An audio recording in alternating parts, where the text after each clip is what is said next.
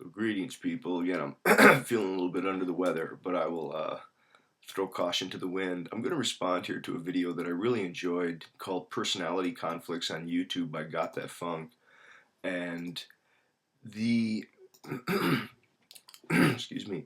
I think the thing that I want to say is first, it's really a video worth checking out. Very thoughtful, articulate. I think just in so many ways, it really does. What I say. I think that he's addressing some concerns that really are at the heart of the kind of things that maybe people should be talking about, or that I would like to talk more about, or see if we can't get some response to that. And I think it goes back to this video on the theory of everything. You know, there is a sense in which cognitive dissonance seems to be playing out both internally and interpersonally, and I think that's part of what happens. So I mean, I think there are other things. I mean, I think there's a kind of need for drama. There's a kind of yearning for the kind of heroic significance that I guess animates one's life the more that you circle it around with melodrama and stuff like this. I mean, it really does happen that it's a way of bringing importance to one's life or relevance to one's life, is embroiling oneself in a kind of uh, melodramatic circus. It just makes life seem so much more animated and bristling with possibilities and stuff like this. um, I think the thing about dissonance, though, that's probably a lot of it. And let me see if I can talk about that for a second. And it maybe to also get at some of the larger issues that are going on in some of the other videos. Gary's got this video up where he's making fun of Thunderfoot and this "we're all one" stuff. And I partly share that. It's the truth from my perspective is that it's ambiguous. Yeah, I mean, we're both one and many. I mean, we're both individuated and merged with the all that is. At some levels of analysis, everything is all undifferentiated. At various other levels of analysis, you're not even a whole. I mean, you're comprised of cells that are at war with one another, and I mean, it's very complex depending upon the level of analysis. The same with the way, Peter had this video up where he's talking about Canadian racism and the ridiculousness of white power movement and people who think that that you need to have some sort of minority pride in your whiteness. I mean, some of it again was very funny, but it's shot through with more of these self other problems, whole part problems of individuation and collectivist orientation problems. And I think, again, a lot of it has to do with larger orientations of dissonance and harmony and of attachment, and how all that could or possibly relates to time. And I mean, I think Got That Funk does a really good job in saying, look, let's just not be judgmental. Let's not attach. Let's listen to what people are saying and hear the criticisms, and don't get so riled about it. And try to be here to, I can't remember exactly what he said, but it was something like to learn to laugh and to converse. But I thought it was very very thoughtful. The thing about dissonance, though, I can try to stay on target here. Again, I apologize. I need some tea or something. The thing about dissonance is that I think we do feel it internally and interpersonally. Interpersonally, to people who are interested, you want to go read Fritz Heider's work on balance theory. Psychology of Interpersonal Relations was a classic. It was written a long time ago, I think in the 60s or something like this. A little bit after or around the time that Fessinger was doing all of his work in cognitive dissonance. But the notion is that people are uncomfortable when they believe something and then they think they also kind of believe the opposite. They end up with an internal motivation to try to resolve that, to get some change in one belief or the other, or to resolve them at a higher unity, whatever it is. But incompatible or inconsistent beliefs have a tendency to motivate people internally, to, when you buy a product, you buy a product and you spent what you thought to be was a good price, you got it for $100, you go home and you heard a friend got it for 70.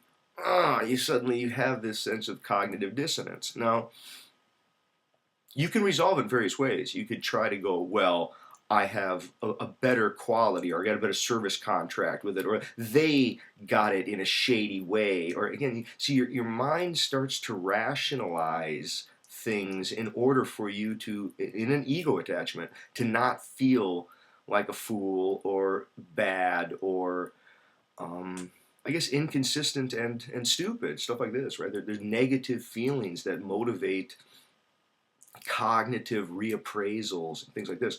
I think YouTube, because it opens us all to so many different beliefs, so many different traditions and orientations, that it's a hotbed for dissonance, especially among people who are particularly ego attached. That is, if you have a great amount of ego commitment to your belief, and you believe there is, quotes, a person there, and they are, you know, what, like an object that has, I don't know, beliefs as like predicates of the substance or something like. I mean, I guess you could try to think about it that way. I mean, I don't know why people get so attached to it. I guess it's normal and psychologically natural. But another part of me thinks I just, part of it's very odd.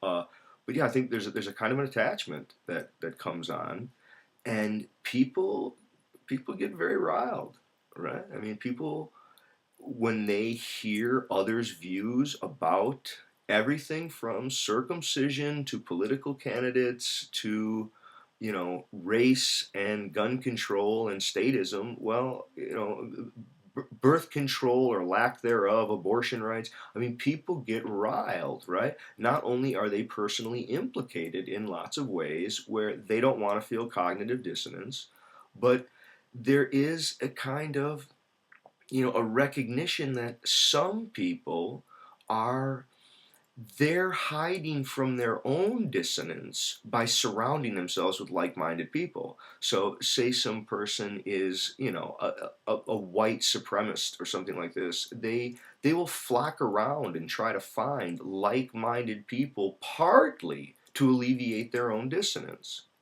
Yeah, they fear that what they're doing is actually quite ridiculous, but the more people who also believe as they believe, the more assurance that they can feel that those are legitimate beliefs and they're not to be concerned with, right? But if they suddenly find some people who they respect and who they really like and who they look up to, who holds counter beliefs, can leave them reeling.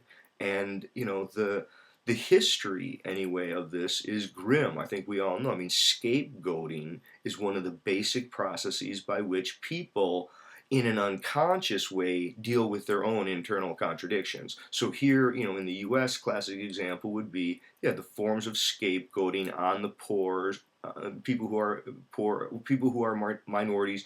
I mean, there are lots of different ways where, people who have comfort and affluence and secure positions in society, they like to rationalize that they deserve what they have, and they, in partly as a product of the need to resolve cognitive dissonance, they kind of got to go, yeah, I deserve that. And when they see some person who is in the street, or who's homeless, or who has been arrested and is in jail, I think people kind of get motivated to believe, well, they deserve that. Or see, if they would suddenly be aware of all of the injustices, it's not just that they would have to run around and correct the injustices, but it would remind them of the questionable status of their own privileges, the way that they got where they're at. And most people, they don't want to entertain that.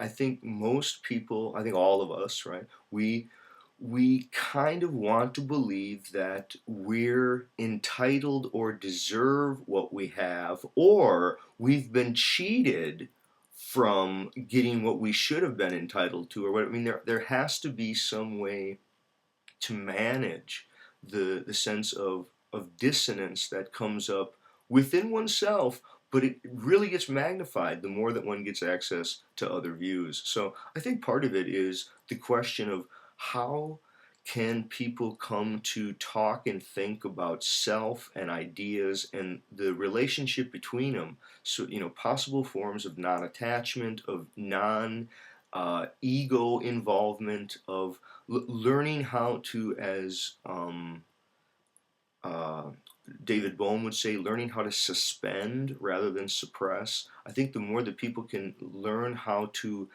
reflect and sort of watch their own thought, as you're thinking things, instead of reacting with your thought, see if you can kind of hide in the bushes and jump out and watch your thought as it's unfolding. And, the attempt is to try to understand it. And I think if more people could be aware of cognitive dissonance as an actual process in their own ongoing struggles with identity and in interaction, it might help alleviate some of the drama. Now, on a whole other front, and I don't want to get too much into it, but I do think there's another sense in which we live in a world of irrelevance and impotence and kind of incoherence. I mean, this is what Neil Postman argues, that these three features, right? Again, impotence, incoherence, and um, irrelevance. Yeah, that these three, they pervade largely in the modern world through the conspiring of the telegraph and photography, right? They sort of bring real information that's sort of out of context, a photograph, and just circulate it all around, and it's created this